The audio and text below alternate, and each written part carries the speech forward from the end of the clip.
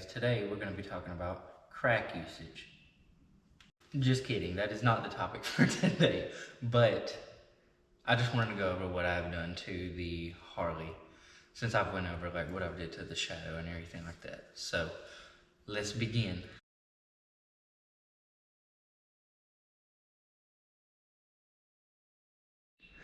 Okay, first and foremost, ignore all of the crap that you see laying around, and ignore how tightly the bike is packed in here for right now. It's freezing outside and I don't want to pull out anything just to get the bike in a, open area where I can do the video. I'm pretty sure I can squat up and down to show you mostly everything. First, I don't know if you'd call it a mod, but I added it, are the nuts right here that I added, the axle nut covers. I haven't did any for the back yet. Just because it has been a pain in the ass to find some that actually fit this thing, and I'm not paying Harley $100 for a axle nut cover, just because that's ridiculous to me.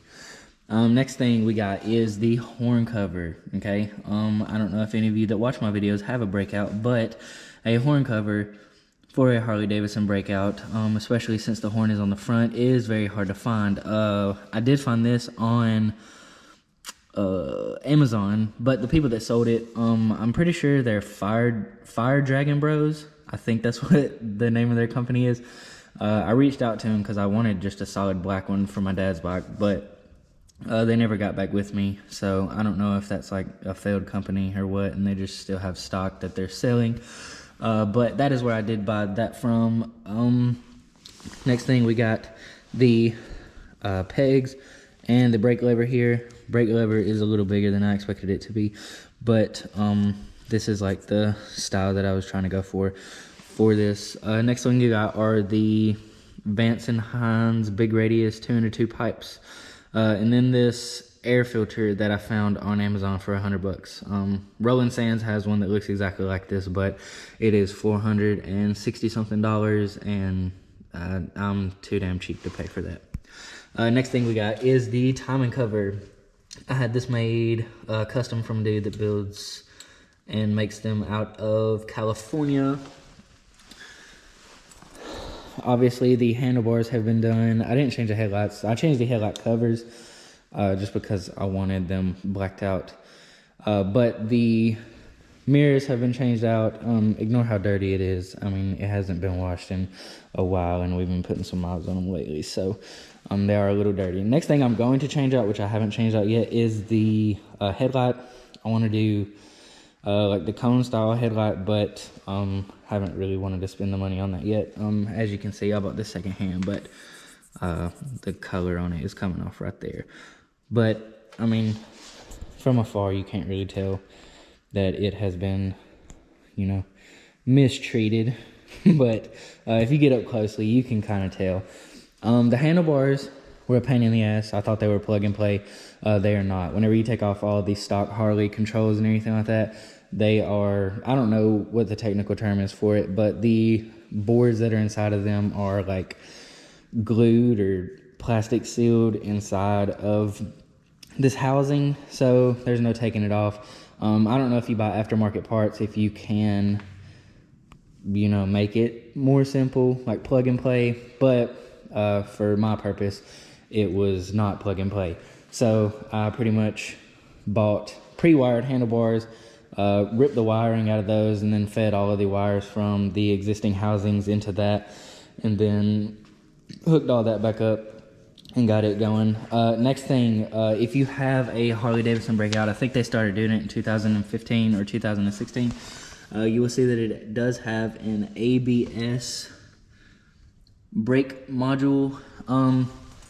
I called the Harley dealership. They said, oh, you're gonna have to bring that in to get it done, or it's gonna throw codes to your bike and you won't be able to brake and blah blah blah blah blah. But honestly, if you know how to bleed brakes, just do it like you would normally bleed a brake. It's going to take a little longer because it does have to fill up that reservoir down there, but I had no problems. We did my dad's bike too. Had no problems there. No codes have been thrown. We've been riding it for like 4 or 5 months now. But if they tell you that you have to have that, don't listen to them. That's incorrect. You can do it yourself and not have to go pay Harley or another shop to do it for you. Next thing is obviously the clutch line had to be changed out as well. I think it's like 74 and 11/16 inches long. I do have 12-inch bars on it, and I did change out the risers. The regular Harley risers for the Breakout kind of tilt backwards and pull the bars more towards the rider, but I didn't really like how the apes looked with that, so we did change those out to little I think 1.5 or 2-inch risers. But even if you went with a 3 or 4-inch riser or 14-inch handlebars, I believe this clutch cable would work because there is a good bit of access on it. The brake cable is a 10 plus. I think it's 10 inches longer than stock. That was also a pain for me to find because I can't find too many videos of people modifying their breakouts or showing what they do to modify their breakouts. But as you can see from back here, those are the Vance and Hine pipes, the air cleaner, handlebars, little rearview mirrors, and the axle nut on the front cover. Like I said, don't have one on the back yet. Eventually may try to get some on the back, but as of right now, I do not. Next thing I have added is this, bitch and sissy bar. My woman usually rides on the back, and I have that sissy bar to put on here just because it's more comfortable. But this one I have to ride around whenever she's not riding, mainly because I think it looks a lot better and goes with the bike a little bit more.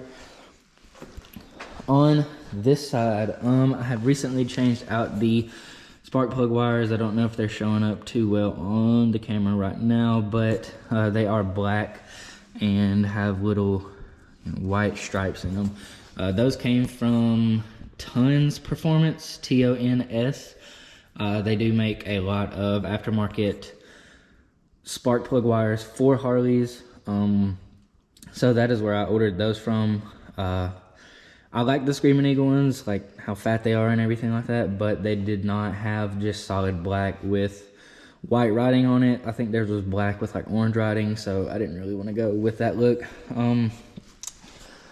Nothing back there. So for the derby cover, it does match the timing cover that is on the other side. I had this made from the same dude that made the timing cover, but that is, obviously the logo that I use for most of my bikes. I'm really big into the Indian stuff and everything like that. Next thing, let's see. Obviously I did the shifter and all of that. I think that is it for this bike. Oh, also, I have lowered my bike. As you can tell from the back, it is lowered. If you look at it from the side, it is lowered. And I did this for free. I will try to show you what to do if you are wanting to do it for free as well. Okay. So, if you look up under here at the monoshock right here, okay, if you go under your bike, lift it up with a jack, there is a nut. Never mind, looking at the completely wrong spot. Okay, let's get up here. I can't see under here, so. Okay, so if you look at those spacers right there, okay? All I did with those is took those off, took the rubber bushing out of them, and put the bolt back through into the two shocks that are going into there. And it gave me, I think, like a 1.75 inch drop, which is all I was really looking to go for since I do ride a passenger a lot of the time. But if you are wanting to lower your Harley, I know some people get air rides and all that, or they buy different shocks. But if you're not wanting to spend any money, then this is honestly the best way to go to do that, in my opinion. Also, another thing, so I know most of the time when you do a high flow air cleaner with the pipes, you are supposed to tune the bike. I did not tune the bike, mainly because I didn't want to spend $400 on a tuner.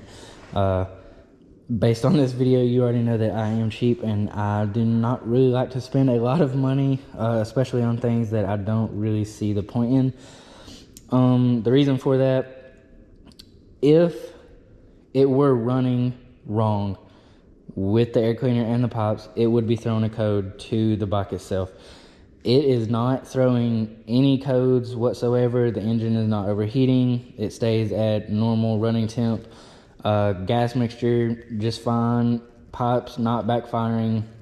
So with that in mind, if you do a air cleaner with the pipes to your Harley, I would suggest just running your bike. You know your bike, or you should know your bike. I would suggest running it just to see how it runs, because if it does not require a tune, why throw one on there? You know, everybody I see says, oh, put the tune on it, it's gonna mess up, it's gonna, you know, throw codes, blah blah blah. No codes have been thrown. I talked to one dude at one of the Harley shops. He'd been there for a while. He said, as long as you ride it and it seems like it's riding fine, it is not going to damage the engine or anything on the bike. So that's what I went with, because it is running perfectly fine. Runs better than it did when I had the stock stuff on it. So keep that in mind if you are trying to save money. If you're just one of those dudes that just, you know, throws money out and you're a Harley guy and you just love it and blah blah blah, then you by all means go for it. But that is what I did. May not be for everybody, but that is what made me happy, and the bike runs just fine. Also, another thing I wanted to show is, since they do not make horn covers for the Harley Davidson Breakout, I did make this one for my dad, since most of the stuff on his bike is Jack Daniels. So I did take off the original horn cover and I bondoed it and painted it and all that. This is what the original horn cover looks like. This is the one that came off of my bike. So I sanded all of the chrome off of it, bondoed it, painted it, or primed it and then painted it, and then put the clear coat on it, and then ordered the Jack Daniels sticker to put onto it. But I do think that turned out pretty good. But hopefully you enjoyed the video, and I will see you next time.